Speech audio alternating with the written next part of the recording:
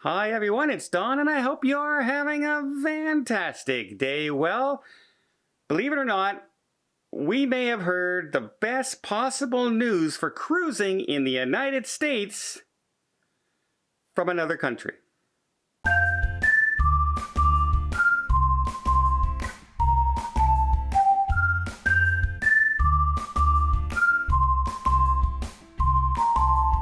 So what am I talking about? Well, in the UK, they have just cleared cruise lines to be able to sail on May 17th.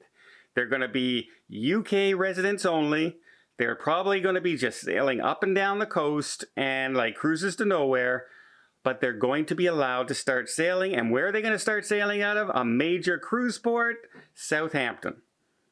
So on May 17th, you're going to start to see P&O, you're probably going to see Costa, you're probably going to see a Royal Caribbean, you're probably going to see a Princess ship. You're going to see a bunch of cruise ships sailing cruises to nowhere out of Southampton, a major cruise port in the UK. And why, oh why do you say that's good news for the United States? Well, all this time we've been able to, the government and the CDC have been able to say, we're doing this. It can't be done yet. We're being very, very cautious. No one else is doing it. So we're waiting for the right time. Well, if the UK can now do it, and even start to open up their tourism also on that day for international travel, why can't the United States do it? Because you're almost at the same vaccination level. You're doing very, very well. In fact, you're going at a higher level up than the UK is because your manufacturing and everything is dominant. Like it's really good, right? So, I mean, there are enough doses right now that sitting in fridges in the United States that you could vaccinate every person in Canada.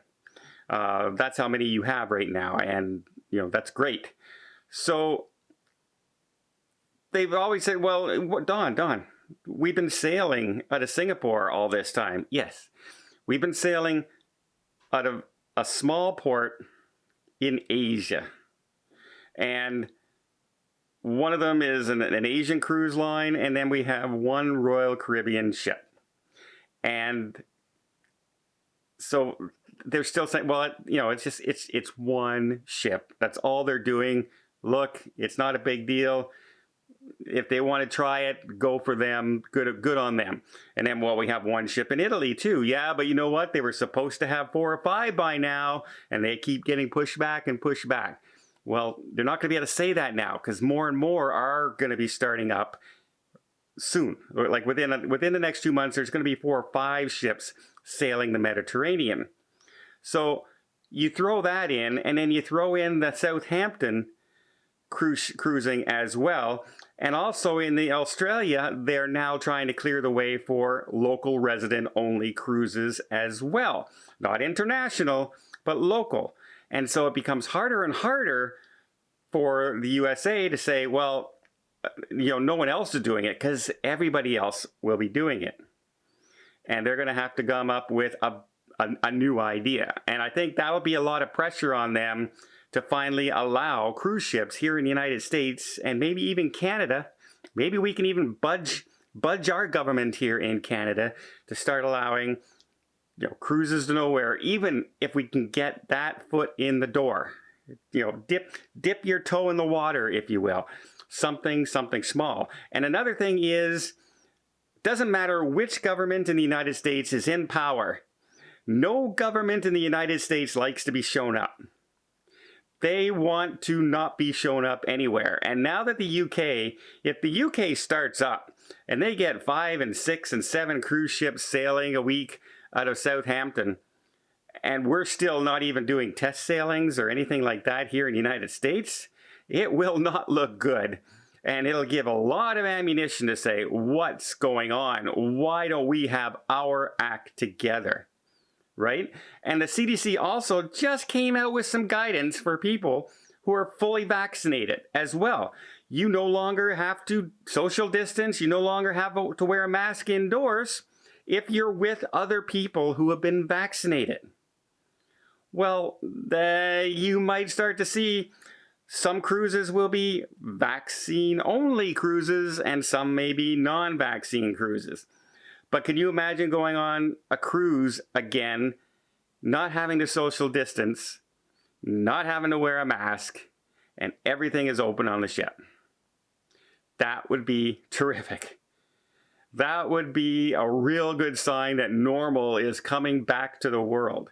But right now, I'd even take all the protocols. Keep the protocols in there. I don't care. I would love to just be able to get back out on a ship. I would love to be able to drive across my country and not get double takes when I'm driving because my license plate is from a different province. And I can't even drive to certain provinces still to this day. In Canada, I cannot drive to the Maritimes because they have their own little bubble and no one else is allowed in. So yeah, it's to the point now where if everyone else can do it, why can't we?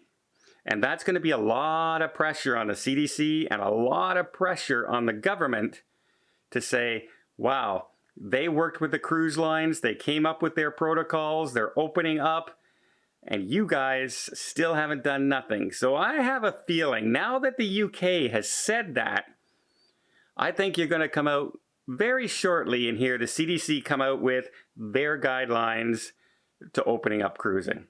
I think that pressure is going to kickstart us into finally addressing the situation. It's only been a year, but hey, we'll take it. We'll take it. Let me know what you guys think. Do you think that's good news? I know a lot of people say, what do we care what's happening in other countries? It doesn't affect us. Well, I have a feeling the UK setting sail will hugely affect us here in North America as far as cruising is concerned. Well, I hope you liked this video. If you did, please give it a thumbs up. You want to see more tips, more tricks, more travel vlogs from around the world? Hit that subscribe button. Until next time, have yourself a safe and a great vacation.